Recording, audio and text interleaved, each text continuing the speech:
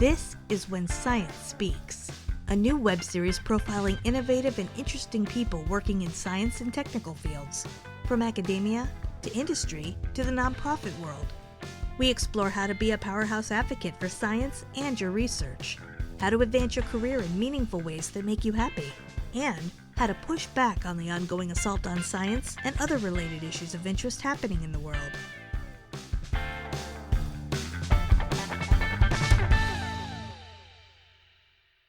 Hey everyone, it is Mark Bayer, and you are tuned to When Science Speaks. This episode of the show is sponsored by OneSkin, led by Ph.D. scientists dedicated to helping people age in a healthy, vibrant way. OneSkin patented the first protein building blocks scientifically proven to reverse skin aging at the molecular level.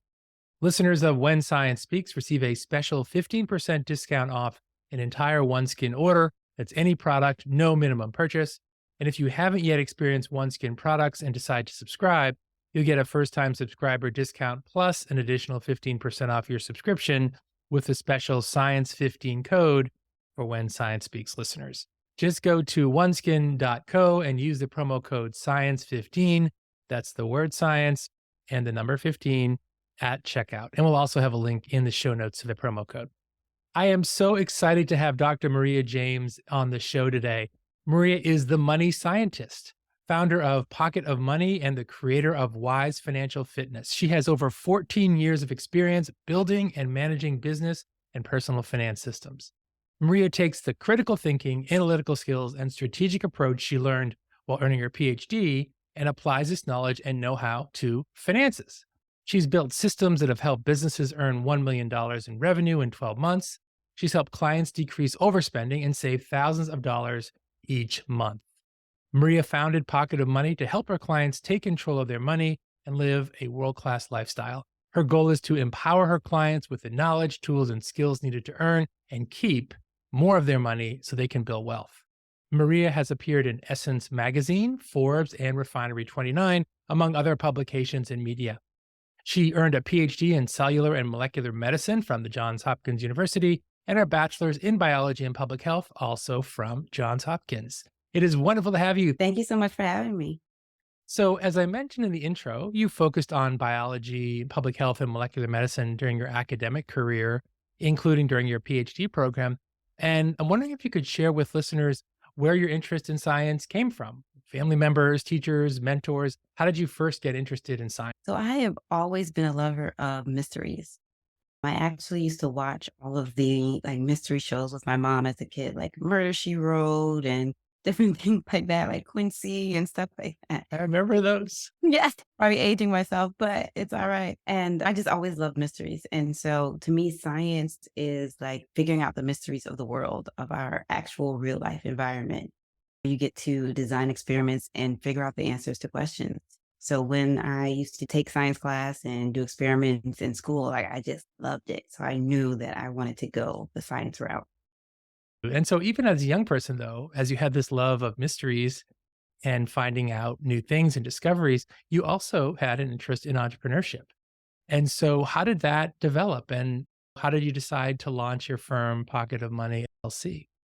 Yeah, so I actually have amazing parents, and they allowed myself and my older brother and sister to start up a business. I was 10, and they would ask us questions to make sure we were really learning and making a profit. I had to learn what a profit was and all this sort of thing. And so I was the youngest, but I became the money person for the business because I just loved learning about it. And our parents were helping us and teaching us as we ran the business. So that was my first foray into entrepreneurship. And once you get the bug, there's no going back.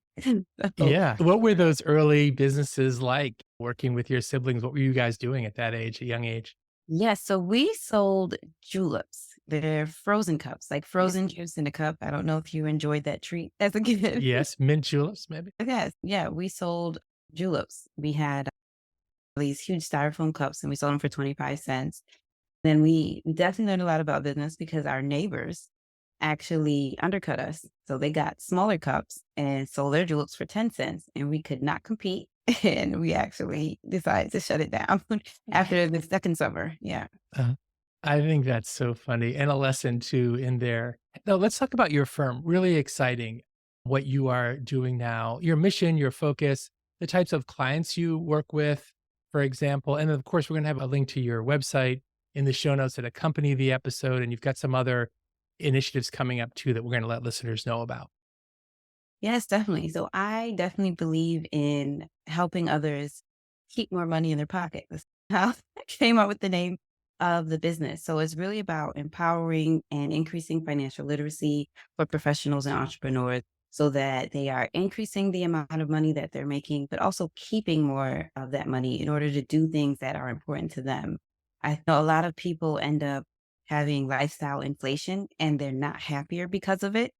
It's just like, I'm making more money, so I end up spending more money. Like giving them a few simple tools and techniques and a little bit of information and education can get them to organize and optimize their cash flow and distribution of their money so that they are living the lifestyle that is the best for them. I mentioned in the intro, you're also the creator of W.I.S.E Financial Fitness. How do you describe that? What does that offer for clients of yours? Yeah, so WISE Financial Fitness, WISE actually stands for Wealth is Simple to Elevate. So that is my signature program, and it's really about just removing the black box that can be around finance at times, where there's a lot of jargon, as you know, with most industries. Once you get in there, there's just a lot of jargon. It can be alphabet soup. So just removing the confusion and keeping it simple and giving the techniques and having people go step by step. What is your financial goal? Okay, step by step, this is what you need to do. So that is the goal with Wise Financial Fitness. Really, really interesting. And you actually have a special challenge coming up through your company. What is the goal? What are the details? Yes, the Save and Earn More Money Challenge. So it's all in the name. It is a free challenge. It's going to be 4 days of content, free content, where it's really just about getting people to refocus. Those resolutions made at the beginning of the year probably have already fell by the wayside. So getting people back on board with their financial resolutions and their financial goals and giving them the information to just reorganize so they can have a successful rest of the year. So the content is really going to be about organizing your finances. So that money management piece, figuring out how you can save more money faster, and then how you can also increase your income so that it's twofold. You can organize your finances and decrease expenses, but then you also have to look at the other side of increasing income as well. As a PhD, from your own personal experience, and many listeners are in this category too, money can be really tight when you're pursuing your academic career. And I know some of these tips can be really helpful for folks. Of course, we'll have a link to the challenge and how people can get involved with that and get your content and learn a lot about that. What are some of the common money mistakes that you see people tend to make? So being afraid of a budget, people think of budget and they just think of restriction. They're like, oh, you're going to tell me that I can't spend. Budget is really a spending plan. So as scientists, we know it's all about the plan and working the plan and then readjusting, right? So that's the same thing you're doing with your budget. You're making a plan, you're following it through, and you're readjusting as necessary in order to have the money flow and move where you need it to. So that is the first thing. Stop being afraid of a budget. Just to think of it as a plan. Another really big mistake that I see people make is the yo-yo saving, where they may put a little bit away, and then they dip into it soon after, and they put a little bit away, then they dip into it soon after. So just changing your mindset to think of your savings as I cannot touch it unless it's an emergency, or I can't touch it until I've achieved the goal. Whatever the reason that you're saving, when you've achieved that goal, then you can touch it. Otherwise, it is hands off. Don't dip into it. Smart advice.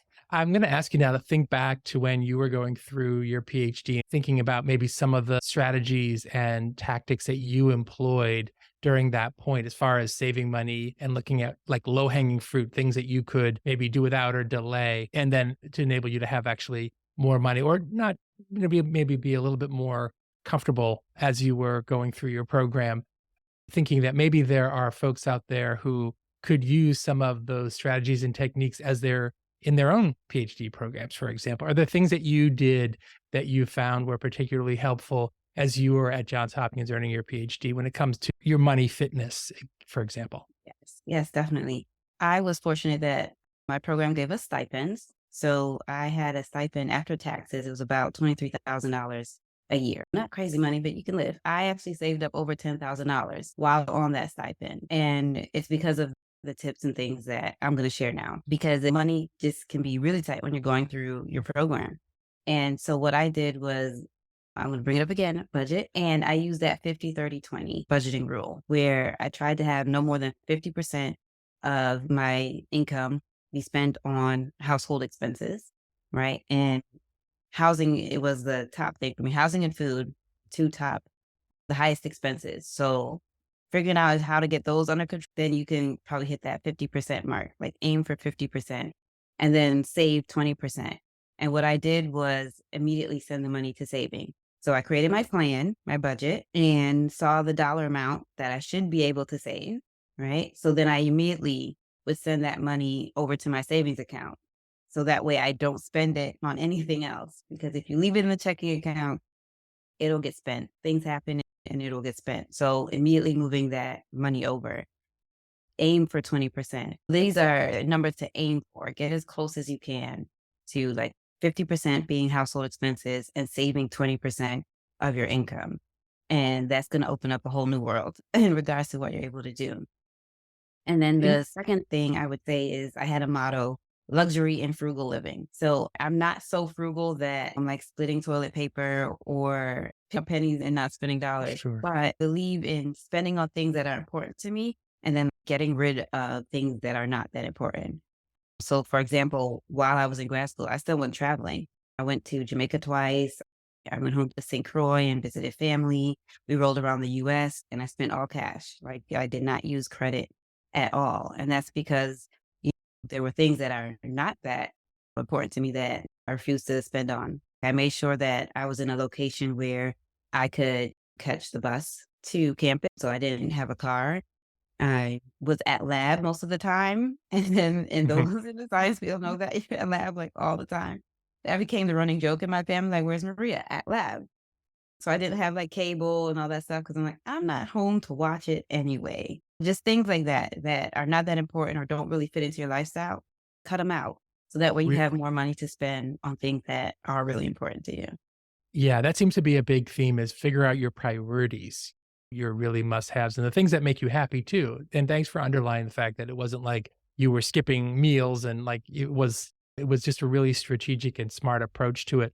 Just one tactical question. Did you just use like an automatic transfer, like automatic deposit right from your account to your bank when you wanted to do that, like 20% savings? Was that how you set that up? No, so I am very disciplined. So I didn't have a problem sending it over. But for people where they struggle with that discipline or just, oh, I have so many things on my plate, that's not another thing I want to try to remember to do, then I would say go ahead and set up the automatic transfer. And you can do it right from your bank. Yeah. Cool. As we wrap up, really curious if there were one piece of advice that you could give listeners that they could implement right away. And you've mentioned a number of things that could be implemented, but if there's just one piece of advice that you had that you think really packs a big punch as far as in the right direction for financial health, what would that be? I would say to work on both sides of the coin, if you will. Decrease expenses, right? Really streamline your expenses. And then also think about increasing income. So, like side hustling and gig economy is really big and trending up now. But you don't have to be an entrepreneur. There are tons of marketplaces where, you can just sign on and do a side gig or a side hustle. A lot of things you can do from home. But just think about that multiple streams of income so that you can also increase your income. Because the more money you have, the more money you have to play with. So the faster you can reach your financial goals that way too. Really important advice. Actually, Maria, I want to ask you one question as you think about when you finished your PhD, when you got your degree and you thought about you had both of these dual track interests and experience in entrepreneurship and also of course as a PhD trained scientist, how to find making that transition from in the PhD world to starting your own business? How did you navigate that and make that transition so successfully? Yeah, so I'd been doing both for quite a time.